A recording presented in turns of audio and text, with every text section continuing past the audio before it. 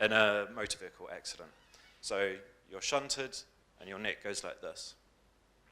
I'm not going to get into the medical science around that. That's the subject of a separate 6-day conference that you could potentially run. But I'm going to talk to you about how the insurance industry in the UK has come across this problem and what we're doing to solve it.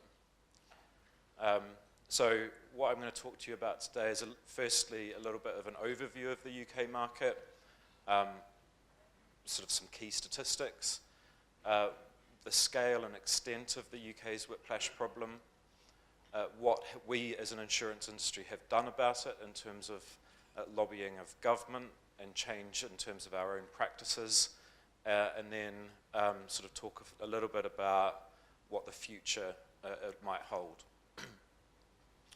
So just as a sort of starting point, there's about 25 million vehicles insured in the UK.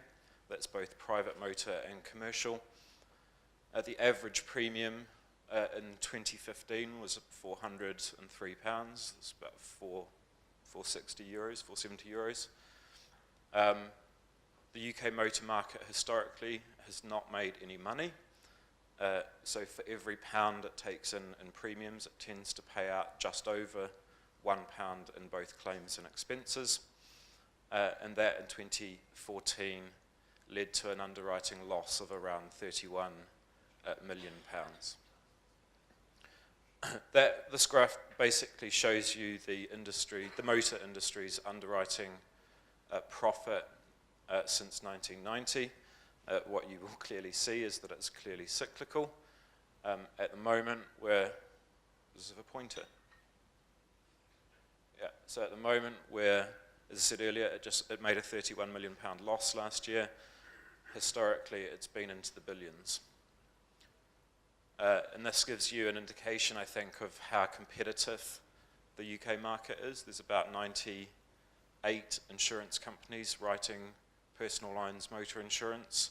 It's highly competitive. It's a highly competitive industry, and it is an industry that is absolutely focused on cost minimization and effective claims management.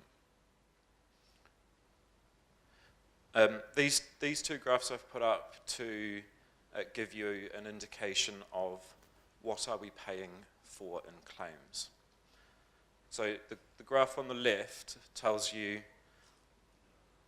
what people are claiming for. So clearly, the biggest chunk of this is fixing cars, accidental damage, what we call bent metal claims. There are other bits in here, bodily injury, temporary replacement vehicles, so courtesy cars. When you have an accident, your insurance company will provide you with a replacement vehicle, and windscreens. Lots of damage to windscreens. That's in terms of the number of claims. What's important to contrast it with is the cost. So although bodily injury claims make up only 10% of the number of claims, it makes up 45% of the cost of claims. And that's a really important thing to remember as we start talking about whiplash in the UK and fraud more generally.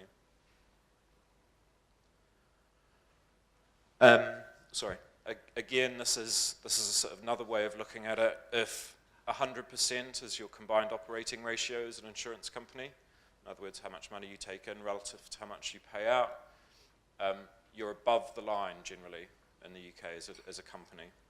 That means you're making a loss. So generally speaking, you've got some staffing costs, rent, etc. There's a big cost associated with uninsured drivers. There's a big cost with personal injury claims, by which I mean catastrophic personal injury claims, people who have suffered brain damage or spinal injuries. But then this is repair costs, but this is the bit that we're talking about here. So 20% of the average premium goes to paying for whiplash claims. This graph gives you, sorry, I'm bombarding you with statistics. I'll get into some of the substance in a minute. This graph is basically a representation of what the average private motor premium has been over the last 4 years. And what you'll see, and I'll come on to explain what has happened in the market in a second. So you had historically some quite high premiums.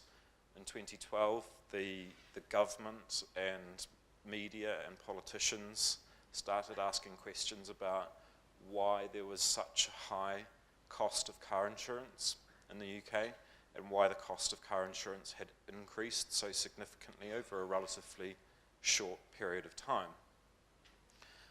The government responded to us answering that question. So the industry answered that question and said, you need to crack down on whiplash. This is a massive problem for us. Costs are increasing.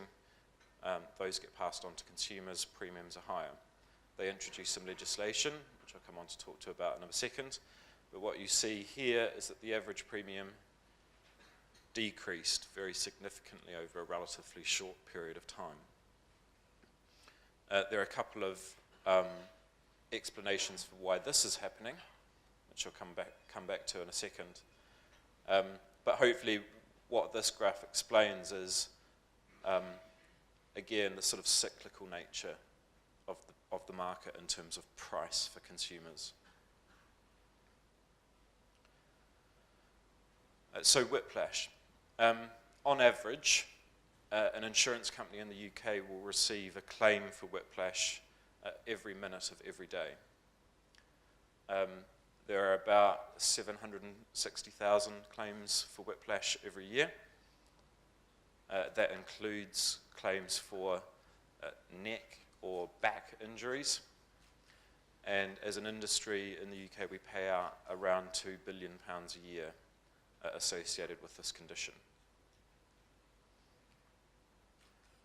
By comparison internationally, these figures are derived from some analysis undertaken by Insurance Europe. The UK has a very significant problem relative to other European jurisdictions. We can speculate as to why that is, and I'll come on to that again in a second, but generally speaking, if you have an accident in the UK, there is almost inevitably some form of claim attached to that.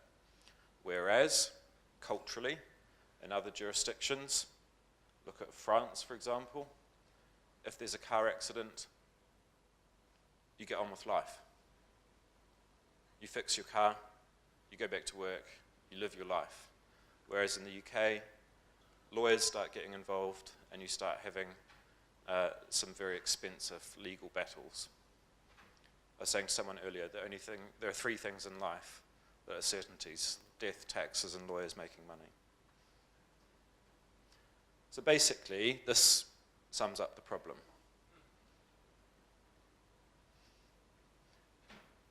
You have accident management companies and claimant lawyers chasing any form of claim where there has been an accident. So we have in the UK what are called accident management companies or claims management companies. Historically, these have been very active in the market and continue to be. When you have an accident, you will be phoned or text messaged by one of these companies encouraging you to make a claim for compensation. They are very, very prevalent indeed. The question then becomes, well, why and how are they so prevalent? And it comes back to money. Someone said to me once, if you ever want to know what the problem in the insurance industry is, follow the money.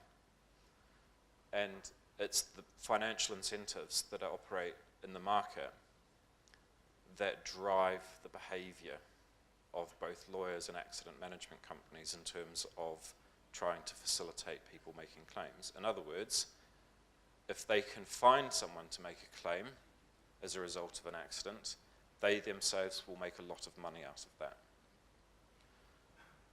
Referral fees were a big problem and continue to be a big problem in the UK. What referral fees are is when you have an accident, your claim will be sold between lawyers and accident management companies. And effectively, the costs of that sale get passed on to the at-fault insurer. The at-fault insurer pays that claim, and of course, because it's now paying out more on claims, its premiums go up. I said I wouldn't talk too much about the medical issues associated with whiplash, but effectively, whiplash is there's no objective test for this condition. If I break my arm, I can go to the doctor and have an x-ray, and the x-ray will definitively say that my arm is broken. If I have a whiplash injury and a sore neck, there is absolutely no medical test that can prove that I have suffered an injury. You have a sore neck. It's a little bit like a headache. You can't prove that you have a headache, but the burden of proof is on the insurer, the at-fault insurer, to demonstrate that you do not have whiplash. And because there is no objective test, the insurance company can't do that. Associated with that, medical reports and whiplash claims are produced on an industrial scale.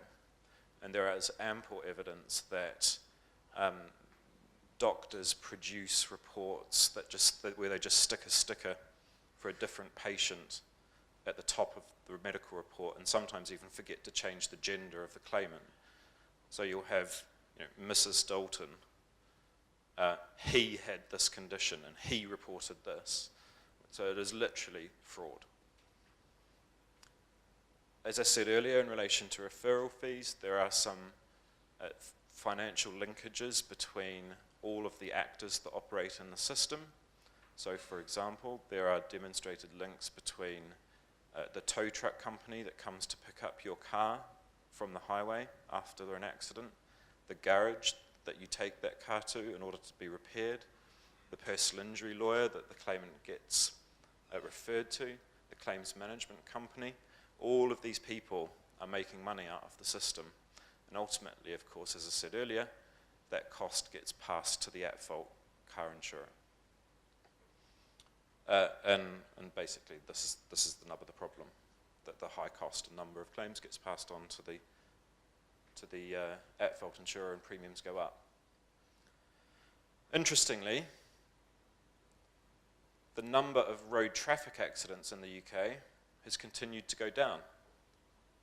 So there are fewer and fewer accidents, primarily as a result of safer vehicles. There are fewer and fewer accidents, and yet the number of claims for bodily injury is going up, and has been for some time. That can't be right. So we come back to this dysfunctional compensation culture in the UK in terms of making claims for accidents that may or may not have existed. Sorry, I said there weren't that many graphs, but there are. In 2012, the government, as a result of some work that the insurance industry did, said that if you have a personal injury claim, and that personal injury claim is worth less than £10,000, you must file that claim through an electronic claims portal that the insurance industry paid for to be established. Why did we do that? It meant that you had some centralized management information. And what the claims portal information shows you is pre the introduction of this LASPO legislation, which I'll come on to talk to about in a second, there was a huge spike in claims. And what that huge spike in claims results from is that the lawyers knew that the system was changing. So they took out all of their old files, they bombarded people with text messages and phone calls encouraging them to make a claim for whiplash or other personal injury claim, and they desperately tried to get as many claims filed in the portal as possible before April 2013, which is when the law changed. After, you had a big drop after the introduction of that law, But over time, over the last 2 years, you've seen a sort of reasonably steady increase in the number of claims being filed on a month-by-month basis. And that goes back to the point that I made earlier with the graph that shows you the premiums going up. You had that big dip, and then you had average premium going up again. This is why. So you had a big dip in the number of claims, premiums went down. You've had an increased number of claims over time, premiums start going up. I talked about claims management companies. This map shows you the number of claims management companies and where they are located. So they're registered here in the northwest of, the vast majority are registered here in the northwest of England, Bradford, Birmingham, Manchester. And what this shows you is where most personal injury claims come from in the UK. See any correlation? So the claims management companies that operate here generate huge numbers of personal injury claims for insurers.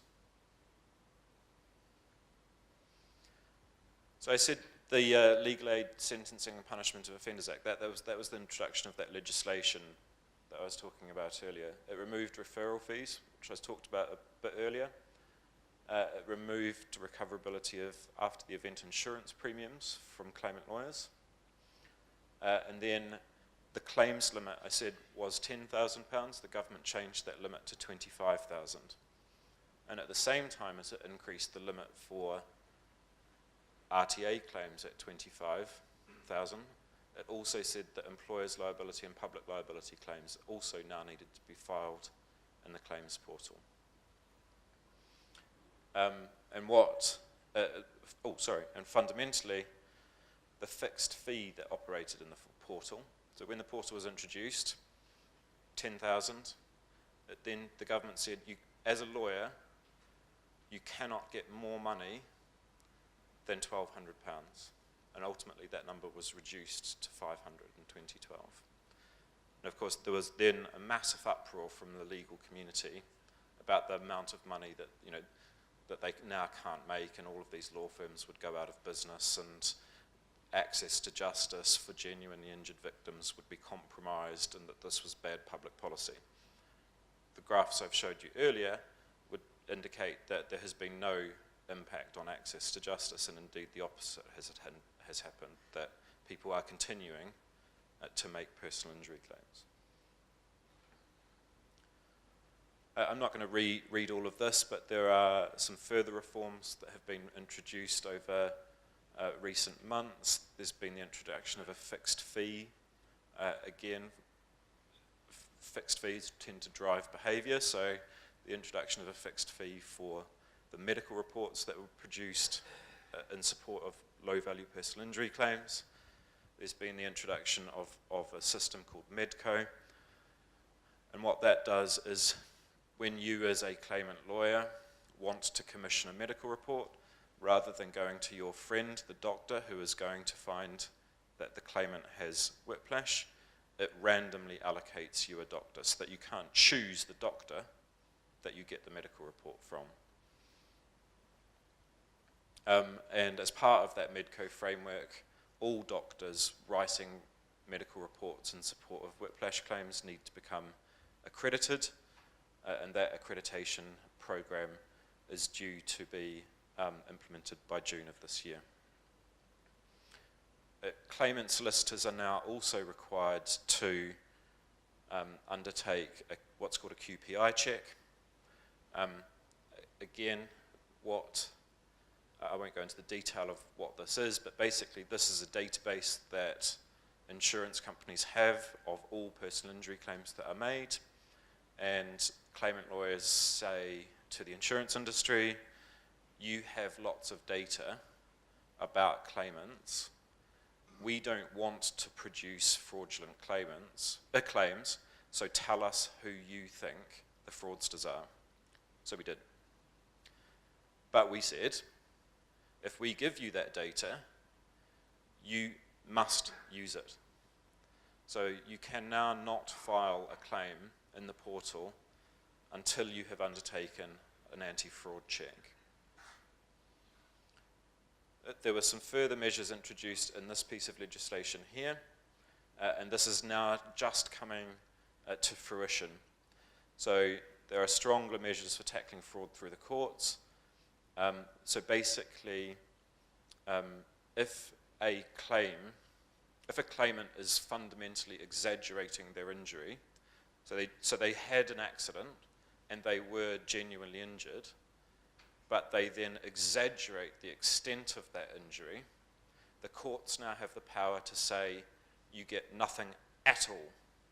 Not just the exaggerated component, but the whole claim is removed. And it also banned solicitors from making inducements to claim. I talked a little bit about Medco in terms of random allocation of medical experts, random allocation of medical experts producing medico-legal reports in support of low-value PI claims. It went live last year. It's just had its first anniversary. There's been plenty of teething difficulties with it. It was introduced very quickly. But the board that runs Medco is made up of both the claimant legal community, the insurance companies, and doctors. And what's interesting from a dynamics perspective is that because all of those groups have got an interest in making this system work, because their personal reputations and not least their organisational reputations are attached with it,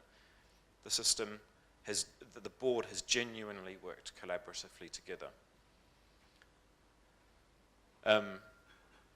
The government has recently just published the response to a consultation that it undertook to the type of medical expert that you can receive, and it has, by the end of summer, you'll now get a larger number of options of the medical expert that you can choose from.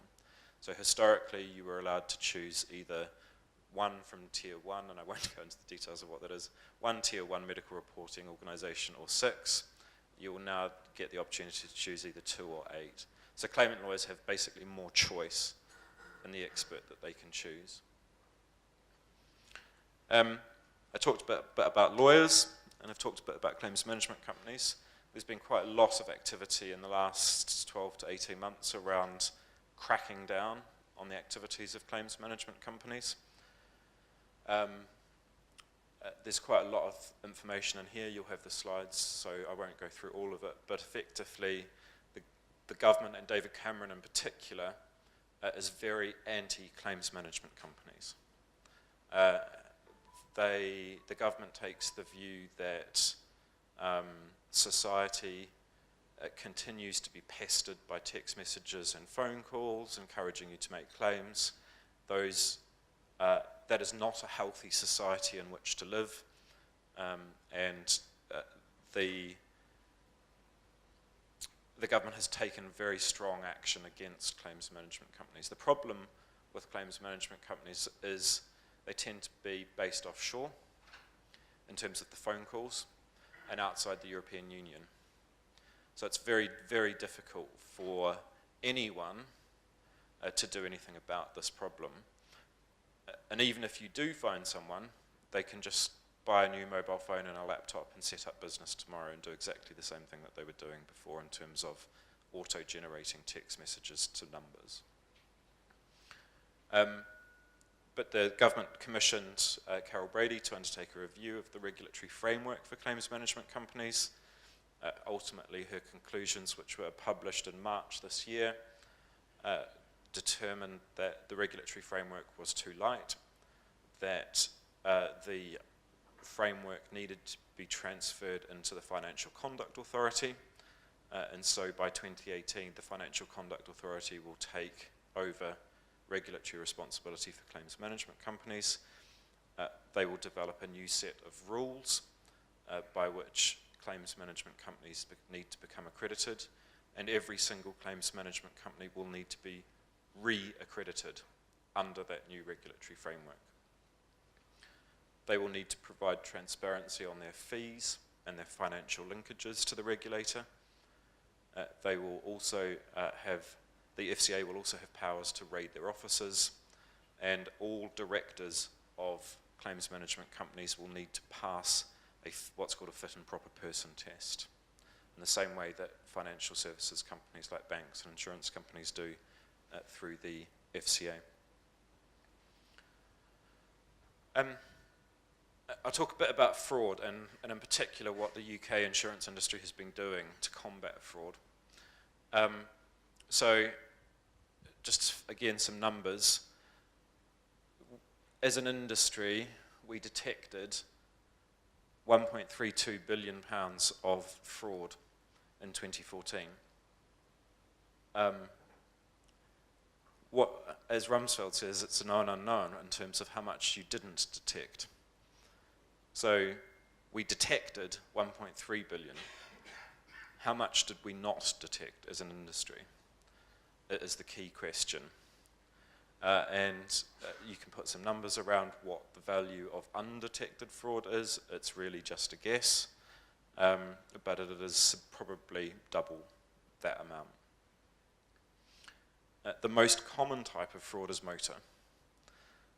And in 2014, we detected 130,000 claims, I said, sorry, and there were 67,000 detected fraudulent motor claims.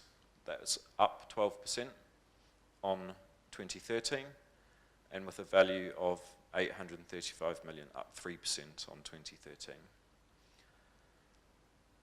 Cash for crash is a particularly awful thing.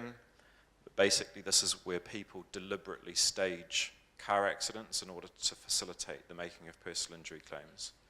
So the classic example is people take out the light in their brakes, the light bulb in their brakes, they drive along the road, they stop, the car behind you doesn't know that they're braking, they crash into you, whiplash claim, and all of the problems associated with that system. We estimated, that this was 336 million in 2015. So this is people deliberately having car accidents in order to make personal injury claims. It's 336 million. And we know at least one person has been killed as a result of this activity. Application fraud is another biggie. This is where, in the UK in particular, unlike other European jurisdictions, most people buy their car insurance online through price comparison websites. Application fraud is effectively where you change the details that you enter in order to try and secure a cheaper premium. So suddenly someone who was 23 becomes 25, and they get a cheaper premium as a result of that. So we've spent quite a lot of focus, not so much on the claims side in recent years, but increasingly on application fraud. And as the numbers say here, 212,000 detected fraudulent applications in 2014. The government responded to some of these statistics last year. They established an insurance fraud task force on which the ABI sat. It made some recommendations in January of this year in terms of how the industry and government and regulators can increase the fight against fraud. And the government's currently in the process of establishing some form of legacy vehicle, legacy body, to make sure that the 87 recommendations in that report are indeed implemented. So that's sort of the broad fraud context, and I wanted to give you a flavour of what we as an industry are doing to combat fraud. And there are three key initiatives that we have focused on. The first is the Insurance Fraud Bureau.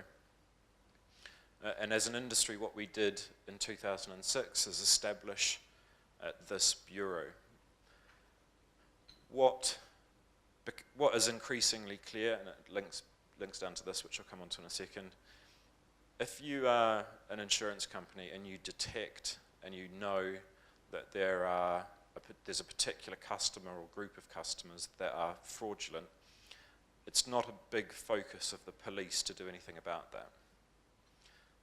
The police's focus is on murder, burglary, violent crime, and what we as an industry have done is establish the Insurance Fraud Bureau, which collects data from individual insurance companies, and it creates maps of linkages between individuals, firms, doctors, and they take any bit of data and then try and match that. So criminals tend to be rather stupid people sometimes. So on personal injury claims, they put, what was not uncommon is that they will put on the claim form a mobile phone number, and then the next day when they submit another personal injury claim, they'll put the same mobile phone number on it. And what the Insurance Fraud Bureau does is they take that and they go, that's interesting. How can the same mobile phone number have some, 6, 7, 8 personal injury claims within 12 months? Something's going on there. Who's the lawyer that's dealing with that? Let's look at the other claims that have come from that law firm. Who's the doctor that's writing those medical reports? Let's look at all of his or her medical reports and see if there's something pernicious going on here. And they take all of that, they do all of the analysis, they put it all together in a big pack, and then they hand it over to these guys, the Insurance Fraud Enforcement Department. And basically what the Insurance Fraud Enforcement Department is a small unit within a police force in the city, which is funded by the insurance industry, and all they do is go and bang down the doors of insurance fraudsters and arrest them. And what we, as an industry, have done is invested substantially in both these units. So this costs around £3 million a year for the industry, and basically, as I said, all they do is focus on arresting and taking to court insurance fraudsters. And what's hugely important as part of the work that they do is publicity. So whenever they secure a conviction or criminal or prison sentence for an insurance fraudster, they make as much publicity about that as possible. And the message that we as an industry want to get across is that committing insurance fraud is not worth the risk, because you will get caught. Because we as an industry are trying to find you. If you're a fraudster, that worries you. If you're an honest consumer, you welcome this, because the less we pay out as an industry in fraudulent claims, the lower your premium is going to be. So there's quite a lot of support from politicians and the media for the work that the industry is doing in this space. And the last thing that we've established is the Insurance Fraud Register. And basically this is a database of everyone who has been convicted of some form of insurance fraud. It operates across all product lines, not just motor. Now this is potentially quite a powerful tool as well, because if you're on that database, it's almost inevitable that no one's going to offer you insurance, because you've actively been convicted of an offence. So your ability to access financial services, whether through banks or insurance companies, is potentially constrained. There's some change ahead. In November 2015, the government said that it is going to increase the small claims limit, which takes lawyers out of the system, and it is going to remove the ability to claim for whiplash altogether. What does this mean? I don't know yet. The devil really is in the detail here. We expect a government consultation in July on this, and there are a couple of questions, big questions. For example, Does it apply to the date that the accident happened? Does it apply to the date that the claim is notified to the at-fault insurer? What is the impact of these reforms on other types of claim? So rather than claiming for whiplash, will people suddenly have post-traumatic stress disorder or some other form of psychological injury as a result of an RTA? So I don't know the answer to these questions. I'm just flagging them up in the fact that there is further reform underway in the UK, and this is very, very major reform.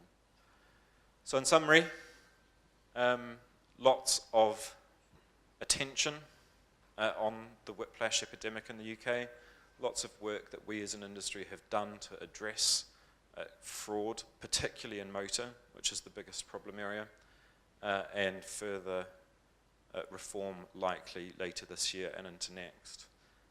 Happy to take